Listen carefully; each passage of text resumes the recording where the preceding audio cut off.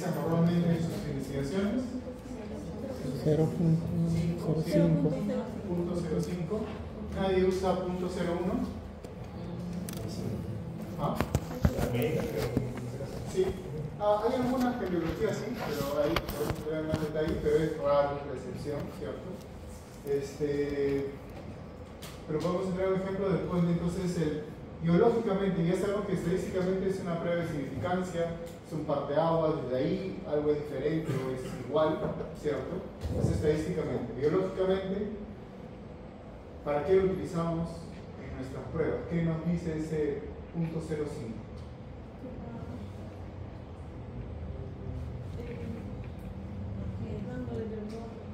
¿Perdón? Si le damos un porcentaje al error. Ya. Ahorita no vamos a ser tan estrictos estadísticamente, lo vamos a ver más adelante en alguna clase, hablamos específicamente de eso, pero más o menos sería, si un estadístico nos escucha, me refiere que no estamos en lo correcto, semánticamente, estadísticamente, precisamente, pero sería, yo estoy aceptando un error que puedo cometer, a pesar de que haya tenido un buen muestreo, un diseño de muestreo, como en sus tesis, un tamaño de muestra adecuado, un diseño de muestra adecuado, una independencia en los datos de cada una de las unidades de muestreo, aplico una prueba estadística con esos datos y aún así puedo tener una probabilidad de error. Esa probabilidad de error es más o menos, digamos, como digo, no es estrictamente correcto, pero del 5%. Si yo hiciera 100 veces algo, el mismo cálculo, en 5 veces cometería un error. Entonces, lo importante de eso es que todos saben que es una P y error de tipo 1 y tipo 2, eso también ustedes lo saben, pero es que llamar la atención y recordar de que estamos aceptando de que siempre hay la probabilidad de que nos estemos equivocando, a pesar de todo el esfuerzo que hemos tenido, nuestro diseño de muestreo, esfuerzo, independencia, prueba estadística adecuada, aún así existe esa posibilidad de error. Entonces, es importante tenerlo en mente porque cuando discutamos nuestros datos o lleguemos a conclusiones, creo que es importante tener eso en mente porque no podemos ser totalmente concluyentes en algunos casos porque siempre hay esa posibilidad de error. Entonces, 5% suena poquito, yo siempre, algún profe estadístico nos decía, pero si tú dices de 100, 5 veces me equivoco, suena poco, pero de 20 veces que lo hago, una vez me equivoco, igual sigue siendo porque el porcentaje es igual, pero ya suena, a mí me suena más. Es un riesgo importante. Entonces, eso es lo que nosotros tenemos como PD 0.5. ¿Ok? Y es lo que normalmente utilizamos. Y ahí era la pregunta de por qué no un PD 0.01, que en medicina sí se utiliza.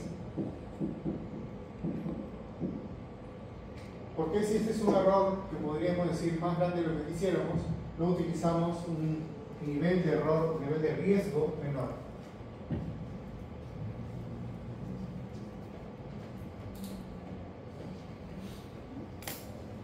Nos gusta vivir en peligro. ¿Será que se asemeja más a la realidad? Puede ser, pero si recuerdan el error de tipo 1 y tipo 2, más o menos, ¿sí?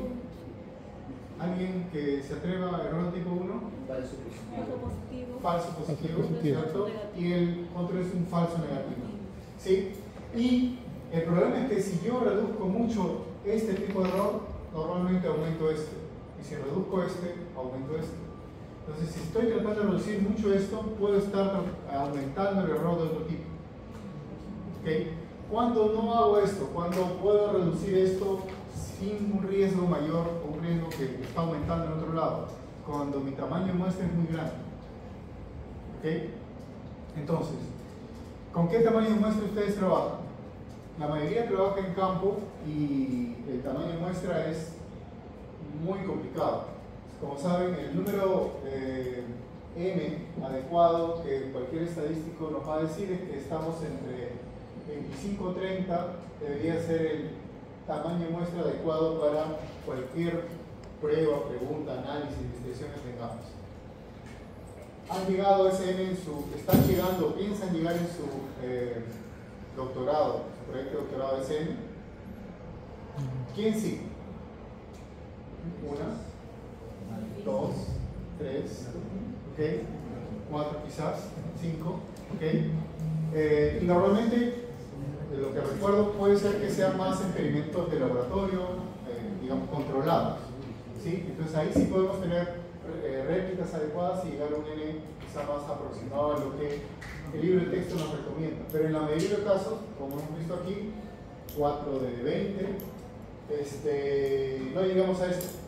Entonces normalmente nuestro N es menor a lo recomendado. Entonces ya tenemos problemas para llegar a esto. Es muy complicado llegar a esto. ¿Por qué los médicos sí utilizan esto? Tamaño de muestras más grande. ¿Cierto?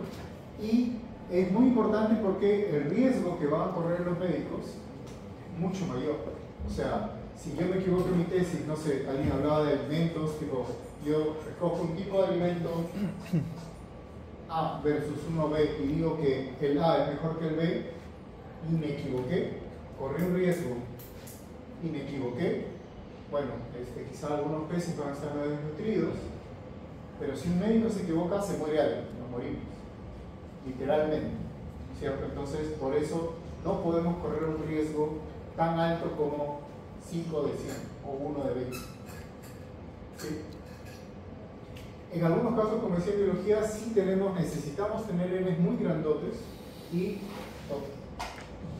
podemos llegar a tener algo parecido como esto. ¿Conocen algún caso?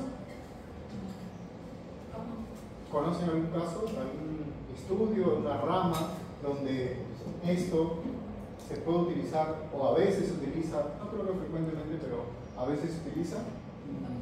Ratones. ¿Secos? ¿Sí? Ratones. ¿Ratones? Cuando se les inyecta, cuando se prueba algo, Ya. cuando se hace estudios farmacológicos, ahí sí la cantidad. Ya. Claro. Entonces, nuevamente estamos viendo veterinarios, ¿cierto? Estudios veterinarios. Normalmente salud pública. Salud pública, nuevamente estamos viendo a no biología propia, sino más biomedicina, ¿sí? Donde el riesgo de matar una vaca o matar un ganado importante o caro o una persona es muy alto. Pero en biología es poco frecuente, en biología per se. ¿Conocen algún caso? ¿No? Ya está de moda, pero antes, hace ya un par de décadas, se puso de moda por lo menos en ecología o cosas morfológicas, asimetría fluctuante. ¿Te suena? Asimetría fluctuante es complicado, pero es una manera, hay varias aplicaciones, pero una manera de ver el estado de salud de una población. Y cómo se mide, se puede medir de varias formas. La simetría fluctuante lo que medía era si la simetría, por ejemplo, en nuestro cuerpo, en el tamaño de oreja izquierda-derecha, el ojo izquierdo-derecha, mano izquierda-derecha, dedo, pulgar izquierda-derecha, varía mucho en tamaño entre el lado izquierdo y el derecho. Eso nos podría, en la población, no en el individuo, sino en la población, nos podría estar dando un indicio de que hay un problema de salud poblacional. Pero se imaginan, yo no estoy detectando, no quiero saber si el tamaño del individuo es diferente, sino el tamaño de diferencia de un apéndice de un lado y de otro es diferente. Entonces las diferencias de por sí que estoy tratando de detectar son muy pequeñitas. Entonces asimetría fluctuante por eso tuvo su auge, pero muy pocos trabajos se hicieron porque necesitabas siempre un N muy grandote y cuando se conseguía necesitabas tener algo como esto para poder detectar esas posibles diferencias. ¿Sí? Pero como ejemplo vale, pero es un poco la excepción a la regla. ¿Sí? Ok. Entonces, normalmente trabajamos con ese punto 0.5 y porque corremos siempre un error. Bueno, ahí están los tipos de error.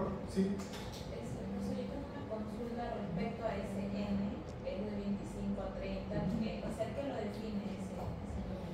Vamos a ver en alguna clase, pero hay muchas cosas que no, en estadística no tienen un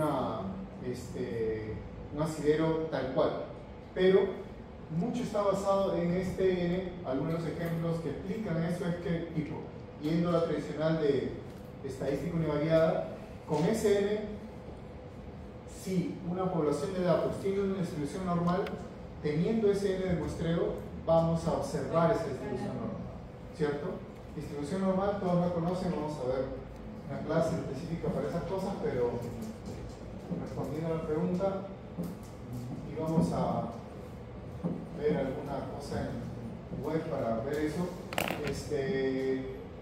Curva de distribución normal, ¿sí? Todos conocen la curva de distribución normal, ¿me recuerdan? ¿Este eje cuál es? ¿Qué es?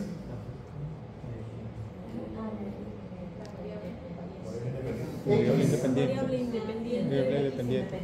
Ojo, sí, en un gráfico normal estamos bien, pero esta es la curva de distribución normal. Yo tengo mis datos que tienen una curva de distribución normal. Acá está el promedio, una desviación estándar negativa, positiva, lo vamos a ver en mayor detalle, pero eso creo que todos lo sabemos. Pero, ¿esto qué es? ¿No? Más o menos, pero es la frecuencia de aparición de los datos, ¿cierto? Por eso que la mayoría de mis datos en una distribución normal ideal, estamos X, el promedio, la mayoría de mis datos están cerca a la media, ¿sí? Entonces hay varios valores que están aquí, por eso se concentran en el centro, ¿ok? Para yo tener una distribución normal debería tener este n para que mis valores se comiencen a encajar. Primero llega uno por aquí, luego llega otro por acá, otro por aquí, se repite, otro, 3, otro por acá, se va acumulando hasta que comienzan a tener esta forma campanada. Si yo tengo, como a veces nos pasa, un n de 3, ¿ok? Imagínense un n de 3, misma distribución normal, estoy buscando una distribución normal. Me cae uno aquí, otro aquí y otro aquí. Tengo 3 valores diferentes, ¿sí? Uno seguro mucho más cerca del promedio, pero si solo tengo 3 valores, que se forme esta curva campanada es imposible, ¿cierto? Si tengo 2, menos. Si tengo 4, si tengo muchísima suerte, 1, 1 y el otro se repite, ahí, dependiendo del ojo que ustedes tengan, me pueden ver más forma campanada o no, ¿cierto? Entonces, mientras más me acerque a este número mágico, en teoría, voy a tener la probabilidad, sin datos sin distribución normal, de representar esto como una campana. Por eso se pide que tengamos 25-30. De hecho, yo, cuando ustedes vean alguna duda estadística y cosas así, si van a usar una prueba, si van a hacer un índice o cosas parecidas, traten de buscar bibliografía que sea de estadístico, no de biólogos, porque los biólogos no saben mucho de estadística, ¿cierto? Entonces, algunas cosas como estas, hay un montón de tutoriales de muchos paquetes como Minitab, Systat, estadísticos que están en web. Yo consulto mucho uno que es de Minitab y otro más, estadística, donde los desarrolladores del programa Minitab, estadística y por ahí, dicen que esto se puede bajar bastante.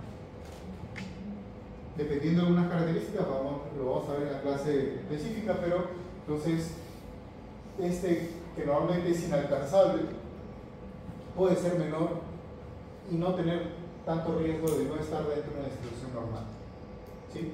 Pero a la pregunta va por ahí. El P de 0.05 que también mencionábamos, ¿por qué no 0.06 o 0.04?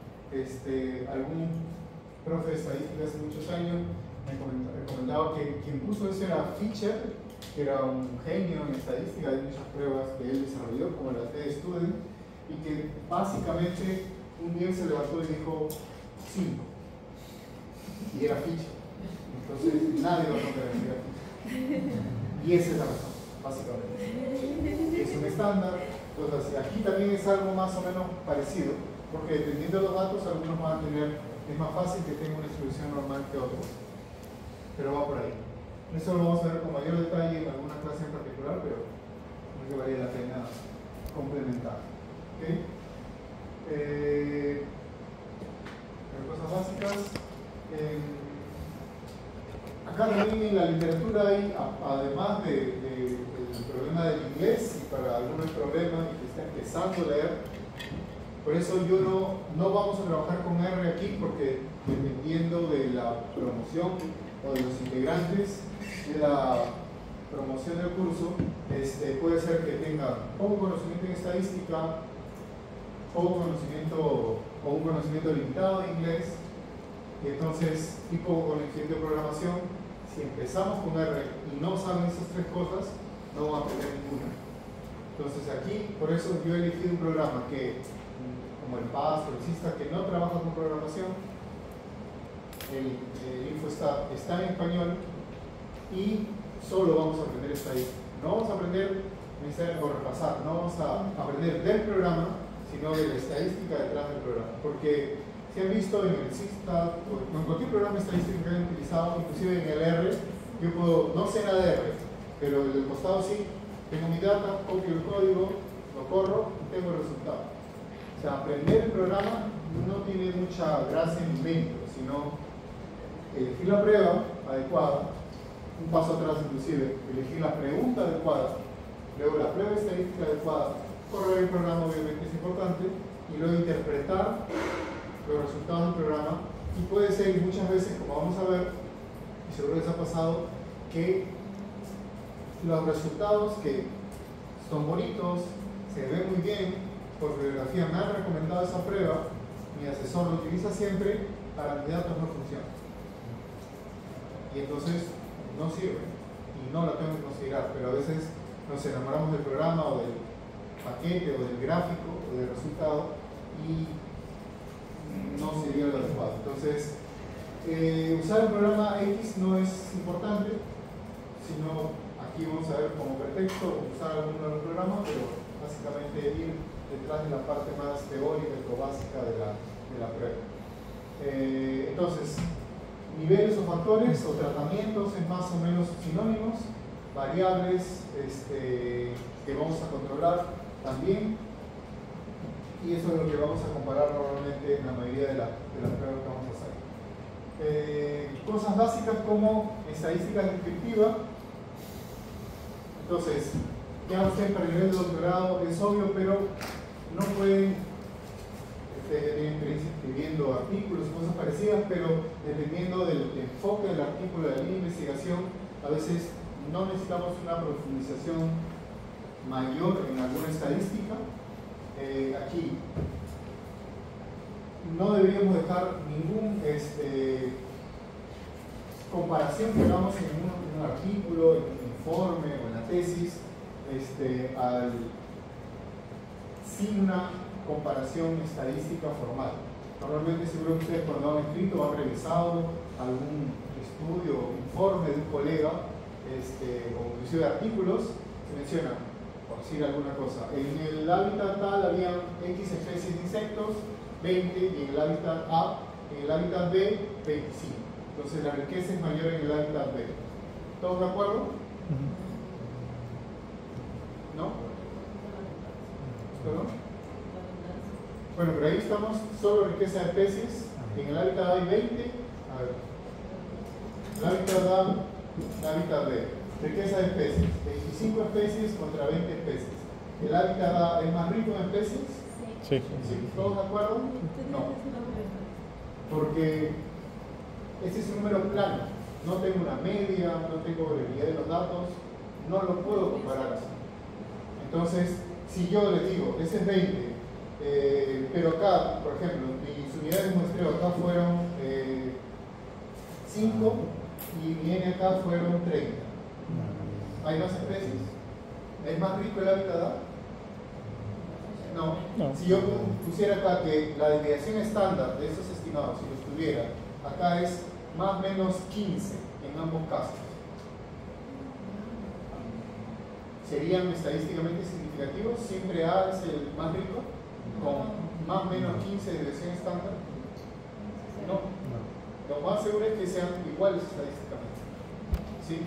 Entonces, es un ejemplo muy sencillo que pueden trasladar a cualquiera de sus análisis, pero con números así redondos, 20, 25, no podemos establecer si un hábitat es más rico, si, nuevamente estoy viendo ejemplos más cercanos a los dog, pero que un animal sea más grande, que el macho sea más grande que la hembra, que, no sé, que que las conchas de abanico crecen más a determinadas temperaturas en ambientes cálidos que ambientes fríos, o en cultivos cálidos con mayor temperatura que en ambientes con menor temperatura.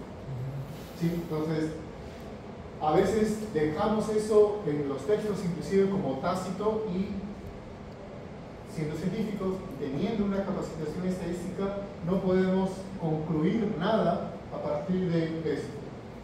¿Qué hacemos digamos, ya como entre paréntesis, pero qué hacemos si he hecho un inventario de 30 días de muestreo en cada uno de ellos, en el hábitat B y el hábitat A?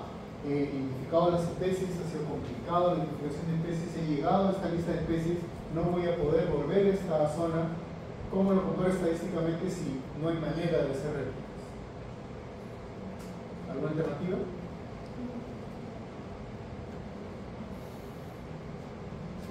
No solo en este ejemplo, sino en cualquier ejemplo de que yo tenga una compilación de datos muy grande como una lista de especies, donde no hay posibilidad de aumentar mi n. Ahí yo tengo un n limitado y no es que pueda ir al campo otra vez y aumentar el n para tener otra base de datos comunitaria completa.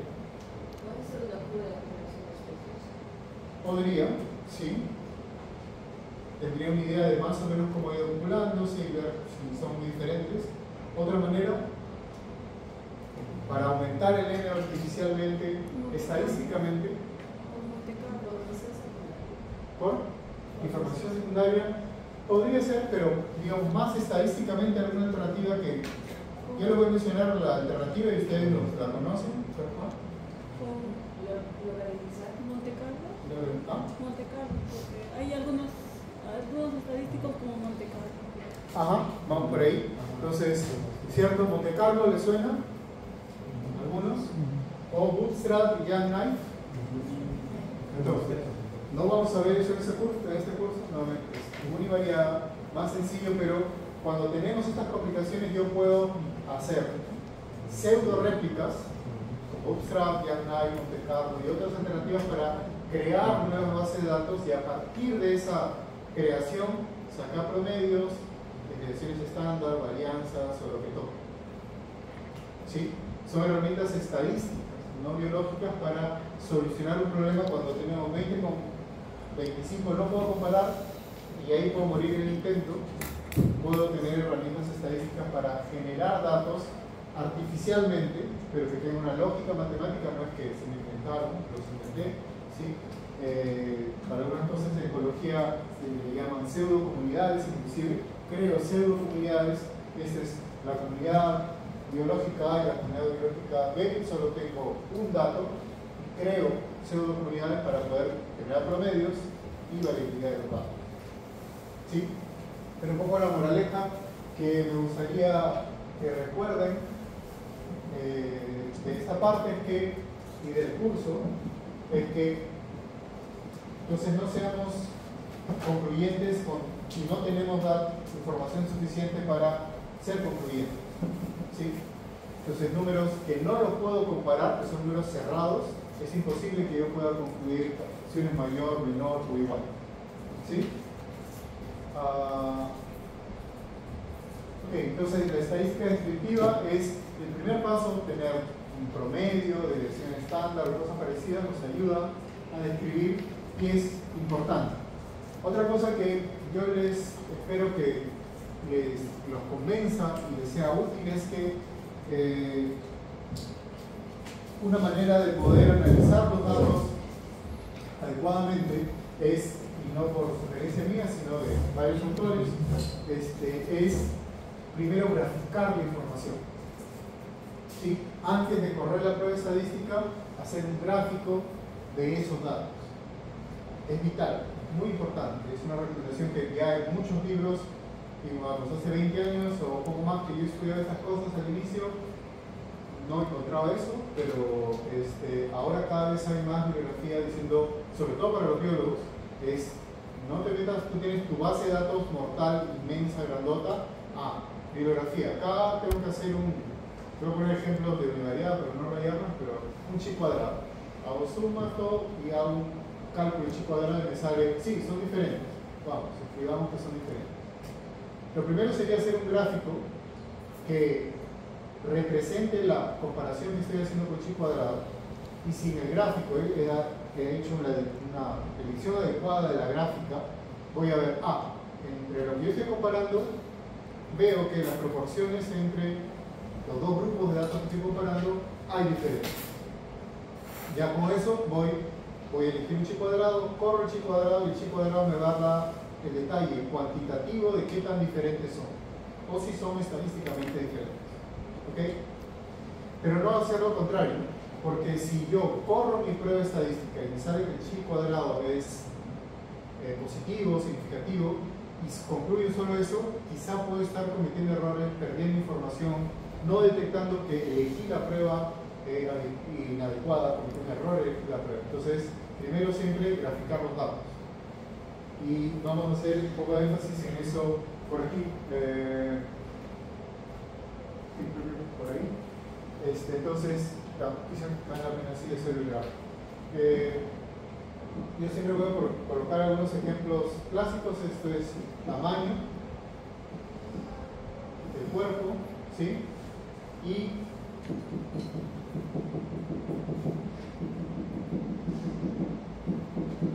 ok, entonces para ser más exactos en centímetros, quiero ver si hay dimorfismo sexual en algún animal y veo que tengo esa información. ¿Qué dirían ustedes? ¿Hay diferencias entre machos y hembras? ¿Sí? ¿Totalmente seguros? Ahí como que 0.05 seguros. ¿Sí? ¿Por qué? Porque no hay sobreposición entre los datos. Si yo más o menos al ojo quiero decir que acá está la media, más o menos la dirección estándar podría estar una dirección estándar por aquí, no se van a superponer, no se están superponiendo. Bastante seguro que cuando yo hago una prueba de, no sé, una T, toca, voy a encontrar una diferencia significativa. ¿Sí? Pero ¿qué pasa si yo hago una prueba, veo estos datos y hago una prueba y no me sale significativo? ¿Qué habría pasado? Usé una prueba incorrecta. Metí los datos, metí mal, algo hice, quizá corrí un chi cuadrado porque me equivoqué, o corrí una regresión, no sé, algo me equivoqué. Y entonces, pero yo ya tengo el resultado en mente, ¿cierto? Sé que hay una diferencia significativa y lo estoy comprobando con la prueba estadística. ¿Okay? Entonces, para eso sirven las pruebas estadísticas. Nuevamente, es una herramienta, por eso puse herramientas estadísticas, es una herramienta para verificar cuantitativamente lo que yo estoy observando aquí gráficamente. ¿Qué pasaría en otro escenario? Mismas variables, tamaño en centímetros, machos, hembras, y tengo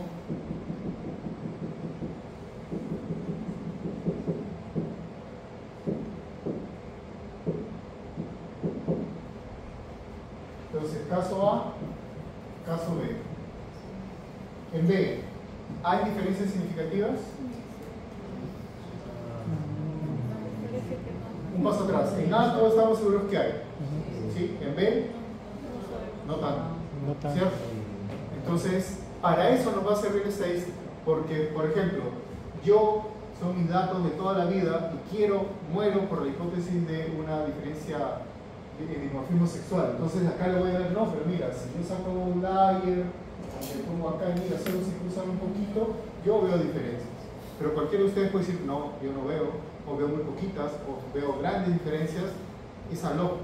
Aquí está claro que hay una diferencia al ojo. Aquí no. Y en la mayoría de los casos, cuando nosotros hacemos una investigación, vamos a estar en el caso B, no en el A, no va a ser tan sencillo. Entonces, la prueba estadística nos va a decir si lo que yo estoy viendo al ojo como diferencias no es verdad, o sí, pero con datos numéricos. Por eso el P, por eso la prueba de la fuerza, el T, el F, el R, el R cuadrado, lo que toque. ¿Sí? Pero nuevamente es el detalle que nos verifica lo que estamos viendo aquí gráficamente. Y si vemos acá que aquí, como decíamos, la prueba estadística nos está diciendo algo totalmente contrario a lo que estamos viendo, es porque elegimos mal la prueba. Acá sí necesitamos esa ayuda cuantitativa para saber y documentar con una PEI, con una T, con un chipodrólogo, lo que toque, qué tan diferente era o por qué no es diferente, porque la prueba no sale menor que 0.05. ¿Sí? Entonces, nuevamente, la estadística tiene que ser una herramienta. A veces, como la estadística es complicada para todos, saber mucho de estadística, si no eres estadístico y eres biólogo, yo no creo que sirva de tanto, porque es como, yo soy biólogo, herpetólogo, pero soy especialista en Excel. ¿Sí? Qué chévere, haces gráficos, dominas, haces macros, haces hasta medio programación con Excel, pero ¿y eso qué tiene que ver con biología propiamente? La estadística podría ser algo así. Si tú sabes muchísimo de estadística siendo biólogo, como que estás desperdiciando. Tú sabes biología y utilizas una herramienta, la estadística o el Excel, para hacer algo en biología. Entonces, tenemos que aprender estadística sí, pero es nuevamente una herramienta. Es como nuevamente que ustedes sepan mucho PowerPoint o CorelDRAW. Para biología les va a servir para algo, pero es una herramienta para presentar datos. No te hace mejor biólogo sabiendo un montón de PowerPoint. ¿Sí? Va por ahí. Okay. Es casi como meterle una dinamita a nuestro curso, pero es una herramienta simplemente. ¿Okay? Y entonces también es importante que ustedes, yo tampoco, no sabemos todo de estadística. Entonces siempre tienen que buscar a alguien que sepa más de estadística que ustedes para que puedan preguntar. Porque no van a intentar aprender toda la estadística del mundo para poder solucionar todos los problemas que tengan de estadística. Se volverían estadísticos y no biólogos. Entonces, tienen que conocer la estadística básica, univariada, las cosas multivariadas básicas que ustedes van a utilizar, conocimiento general, quizá una prueba estadística compleja, especializada, que tienen que dominar para su investigación, ¿sí? Pero no tienen que saber todo sobre estadística, que es demasiado, es un montón, es bastante complicado. Okay. Muestras, medidas de tendencia central de dispersión, vamos a ver una clase en particular, pero ¿alguna medida de tendencia central que conozcan?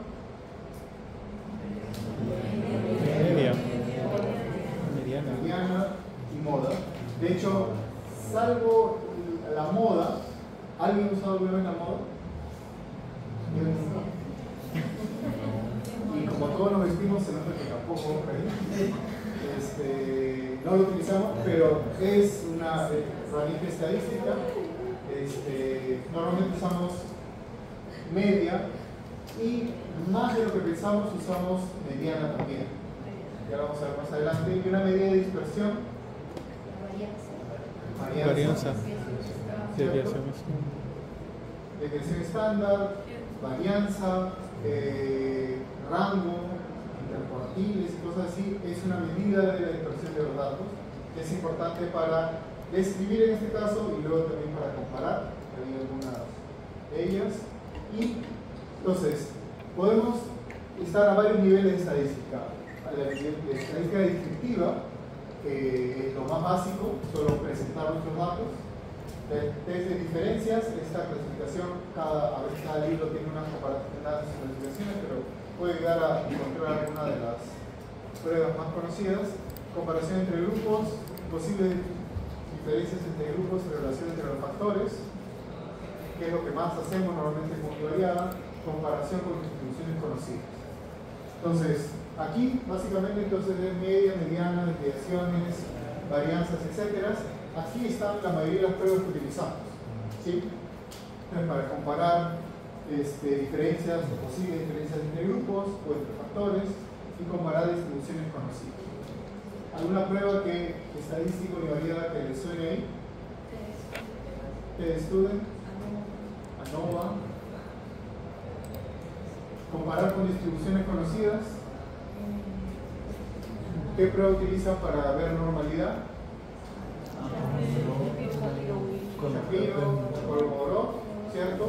Nos dice si mis datos son parecidos a una distribución conocida, en este caso de normalidad. ¿Okay? Entonces van por ahí esos tests que podemos utilizar. Test de relaciones, asociaciones entre variables. correlaciones que normalmente no implican una causa-efecto, sino medir la brevedad o la relación que hay entre una variable con otra, y regresiones donde sí podemos normalmente encontrar una causa-efecto. ¿Sí? ¿Han aplicado alguna vez alguna regresión? Univariada, sencilla. ¿Sí? Regresión lineal. ¿Sí? Para relacionar qué variable, por ejemplo. Regresión.